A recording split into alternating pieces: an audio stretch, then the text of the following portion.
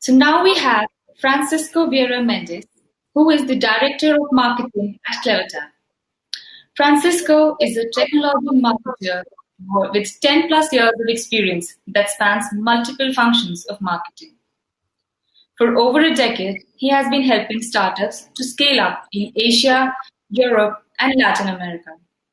At Clevertap, as a marketing director for Southeast Asia, he is determined to support the digital-first B2C companies in retaining their users.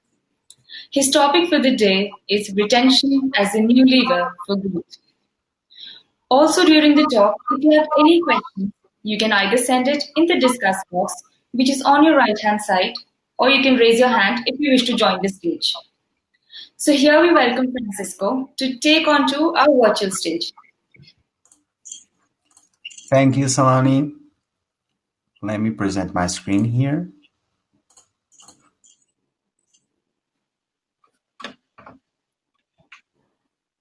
Okay, so thanks, Saloni. It's a pleasure to be here.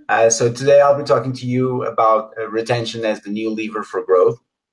As you've seen, I'm the head of marketing for Southeast Asia for Clevertap, and I actually wanted to start off by showing you a few insights that we got from a recent thought leadership program that we've been doing in Southeast Asia. During that program, we're always asking our participants to answer a few questions, and I grabbed just a few insights to show you here. And so we ask each participant to answer the three top responses for each of these questions. And so, for instance, we ask, what are the top priorities with respect to growth channels for 2021? And out of the whole participants, we got that 100% of them chose in their three answers, the customer retention as a channel, also referrals. We see that when we asked about how is the company recalibrating CX efforts, we saw that cutting costs obviously was a big option there, but also focusing on upsell and cross-sell. So still around getting the most out of the users that they already have, right? And then when we ask, how are you engaging? Are you creating content to engage with those users? We see that a high level of personalization and a mapping engagement to the user lifecycle have also been the ones that were the options that were chosen the most. And so what this tells us is that retention is actually already in the mind of growth leaders in Southeast Asia. And we see that they want to take action, right? And a lot of them are already taking action. And so this takes me into my presentation today. I just wanted to show this to you because the leaky bucket is a real problem. It still is. We still see, when you look at our data, we still see that 90% of users churn in the first 3 months after installing a mobile app in particular.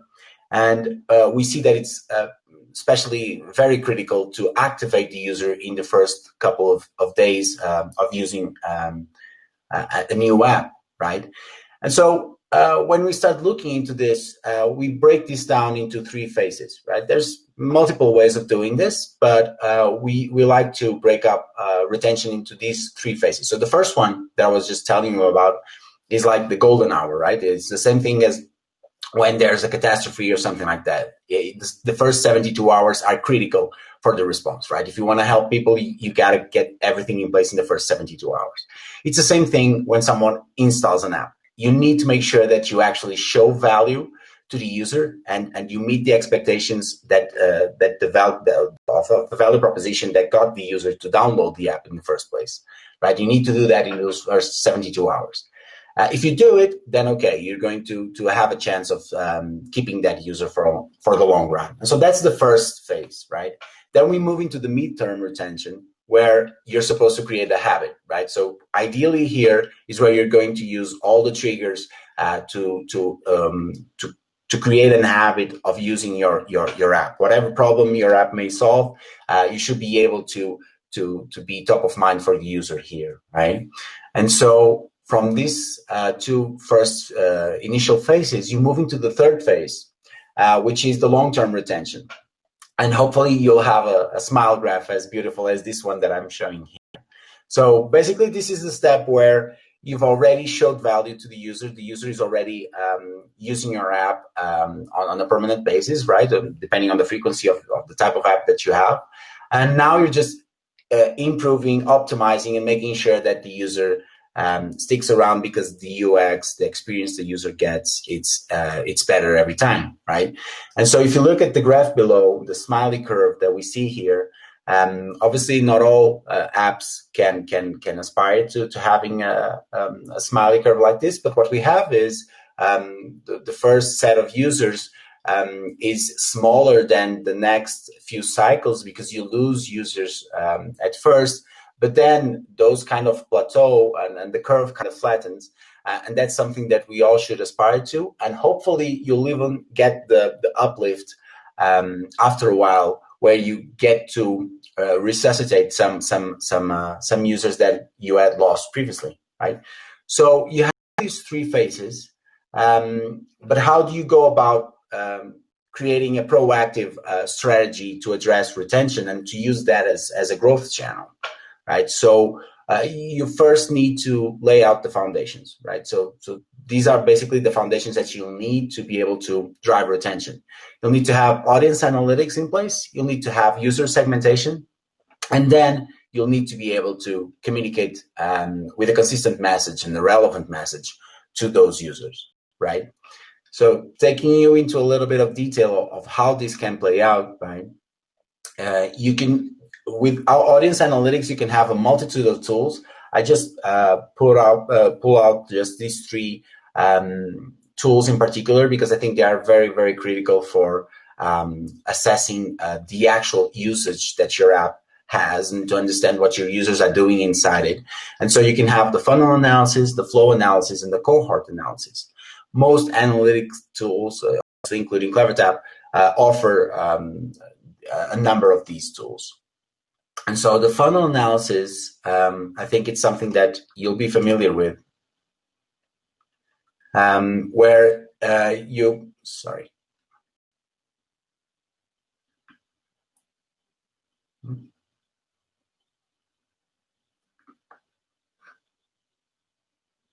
just give me a second. I don't know. The laptop is rather slow.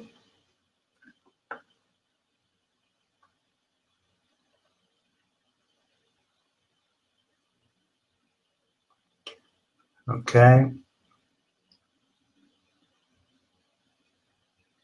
Okay, so the funnel analysis. So as I was showing you, the funnel analysis shows you what you actually want your user to do, right? So you create a funnel where you say, these are the steps that I want my user to take, right? And you can visualize the user conversions and drop-off points in this way, right? The good thing about having an integrated platform that has both analytics and engagement is that you can actually act on this immediately. But again, just having the visuals will help out immensely, because you'll then begin to break it down and see are there differences in conversions and drop-offs if you have a different geo, let's say if you come from a different country, or if you have a different language, or if you have a different device, right? So you can start breaking that up. Then we go into the flow analysis, right? So the flow analysis actually shows you what the users are doing, not necessarily what you want them to do, right? So maybe they're repeating a step, right? So maybe they are checking the product page 4 times before they purchase. That's what you'll be able to see with the flow analysis. And then you'll have the cohorts as well, right? So with the cohort analysis, you'll be able to see, let me see if this can move on. Okay, so the cohort analysis lets you see groups of users and see and start narrowing down and finding out if there are differences in different days of the week, in different weeks of the month, in different months of the year. You can figure out which of those are having higher engagement, and then you can create strategies to kind of move them forward down the life cycle.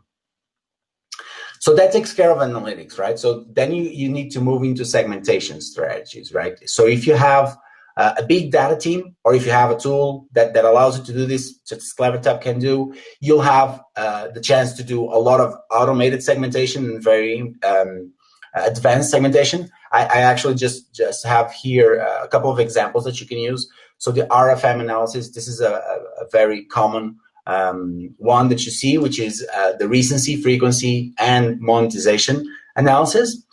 This just splits your user base into 10 distinct segments, and then you'll see those from the champions, loyal users, until the hibernating users, and you'll be able to devise strategies for them.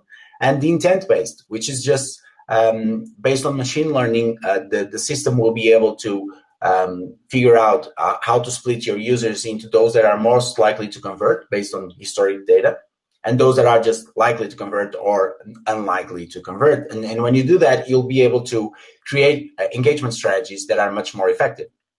So the RFM analysis is something like this. And so you'll be able to divide your user base in these 10 segments, and you'll be able to act on it, right? So this is also very interesting because you can see how frequent and how recent was the last interaction with the user, and also if what was the monetary gain in case your app monetizes. And then this takes us to omnichannel communication, right? So this is the place where we're actually trying to create engagement with the user, right? So this is the proactive bit of this, right? So you've analyzed, you've understood who your users are, how they're using your platform, right? You've created segments that aggregate users that share certain characteristics or behaviors, and now you want to build an omnichannel communication. So you'll have a multitude of channels such as these, and what you want to do is you want to actually be relevant with your messaging. Not only you want it to be consistent, the brand tone and the messaging that you're sending out, but you want it to be actually relevant, right? So when I was traveling before COVID, I actually saw, for instance, I was in Mumbai, where we have our headquarters, and I was getting a push notification saying that I could have from my delivery app back home, saying that I could have discounted pricing on hamburgers. So a couple of things wrong there, right? One is I don't actually eat hamburgers, so it doesn't make sense, right? You have my data for the past couple of years, so you should know by now what offers I'm interested in. And the second one, which I think is most relevant for what I'm saying here, is you have my geolocation, right? So you know that I'm out of the country, so you shouldn't be reaching out that way. That's not relevant, right? What you're doing is you're just sending out massive push notifications to your user base, and that doesn't make sense. Now, if you compare that to the airliner, once I get to the airport, that sends me an SMS saying that my gate has changed. Now that's interesting for me, right? So that's valuable, that's relevant, and that's what we actually want to do, right? But this is not always easy to do, especially if you don't have the proper tooling to do it, and also because honestly, it's not only sending the right message at the right time, but also what is your interest as a company. So we were looking at all of this, working together with our customers, and we built something that I think it's a game changer, which is the Lifecycle Optimizer. So basically what we have is a tool that allows you to actually optimize communication and engagement in order to move a user further down the lifecycle stages. And so we just built this based on 4 easy steps. You select a framework, and I'll show you a couple of frameworks that you can use, right? A framework for lifecycle staging. And then you define what those stages are, right? We need to understand what it means for a user to be at the retention stage or at the revenue stage, right? And then you have to experiment and iterate on your communication, and then you just roll it out to all use space.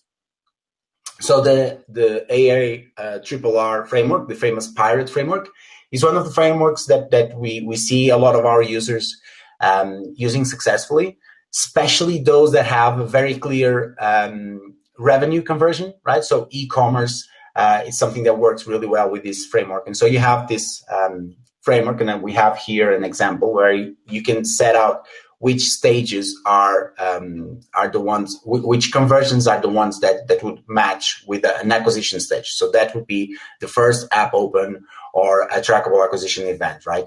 And so you'll see all of this inside every stage. And so you map this out.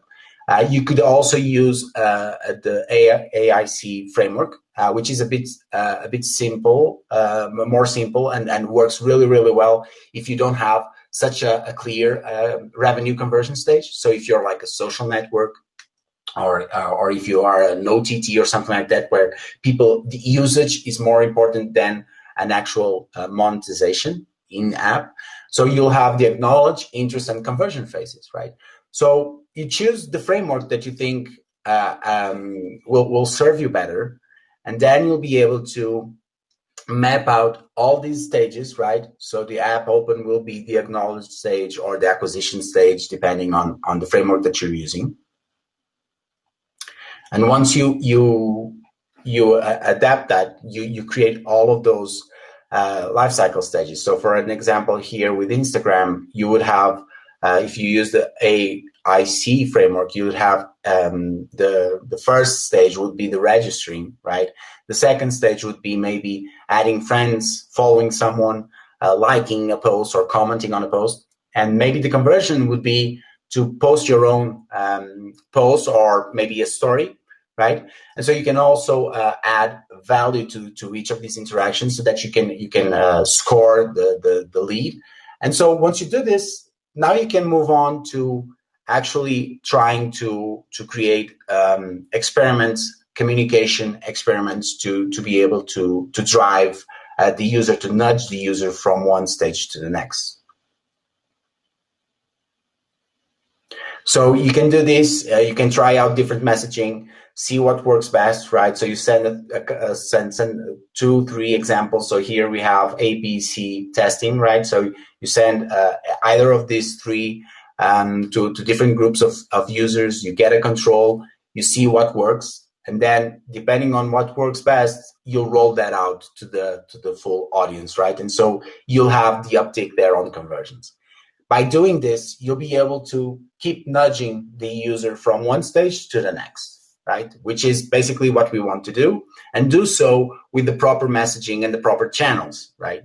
So that's the main thing. What we want is not to increase the volume of communication that we're doing. We actually want it to be more effective and to be more relevant for the user. This translates in a better user experience, and obviously that translates into retention. So by doing this, a combination of these type of things, we've been able to increase results significantly with some of our customers. So Carousel, many of you may know, they're already in 7 countries in Southeast Asia. They're an e-commerce that allows people to buy and sell things directly. They've increased retention and open rates by partnering with Clevertap. So they're using things such as personalized push campaigns and doing a lot of A/B testing. They're using advanced analytics and also real-time product recommendations, which is really cool with these sort of tools, is that if you're able to see in real time how users are using your product, that actually allows for a lot of increased conversions. So all of this meant that if you look at week 3 retention rates, they've gone up by more than 70%. The same with the CTRs on push notifications that they've worked with personalization have gone up over 70%, right? And also we have another example here by Disney Hotstar in India. They've actually achieved record-breaking numbers of concurrent users, which is amazing. And they're doing that because they're using pivots for analysis, right? And they're using also cohorts, and they're looking into that, and they've found the actual best timing for engagement, and so that's hour and day of the week for engagement. And with that, they've increased immensely their CTR, so the click-through rates are through the roof. They've tripled their rates, and also with live user segmentation, especially for an OTT such as Disney that actually has live content, is super important. And there's an example over there where you can see, like, when you're doing live user segmentation, you're able to generate immense engagement. And so that led to 12% additional revenue with event-centric campaigns, right? And so this basically, I'd like to come back to the top again and say that this that I've just shown you lines up pretty well to what we're seeing in the market, right? Talking with growth leaders throughout Southeast Asia. And so customer retention seems to be the main channel that people envision will be playing a role in 2021. And high level of personalization and mapping engagement to the user lifecycle seems to be very important to driving upsell and cross-sell and using customer retention effectively. So this actually ties up really well with a panel discussion that will come up. There's Malay from Clevertap will be there. There's also growth leaders from Flipkart, Alibaba, ShopClues, Forbes. So they will be discussing investments that growth leaders are considering for today and beyond. I think that's a very, very interesting discussion that we all need to have. And I hope that this kind of sets the stage for that. So anything that you guys want to know about Clevertap, feel free to ping me, francisco@clevertap.com. You can always find us also on clevertap.com. And yeah, I think there's a couple of questions. I'd love to be able to get to them if we have the time. Yes, we do have time. I'll ask you the question. Please do. So the first question we have is from Shan. He's asking, do your cohorts show the users who have churned? Yes, you can use that. That's probably not the best tool to do it. I think that there's other ways to get to see the users that actually have churned. I think then you can go into, once you find those, you can go into the cohorts and try and understand how do they spread out in time, right? And try to figure out if there's a particular campaign that you launch that has seen higher churn rates. And in that case, try and understand how you can improve it. Okay, I just hope that answered the question. So the next question we have is from Samay. He asked that, is there an industry standard average day 0, day 1, day 2, and so on metrics?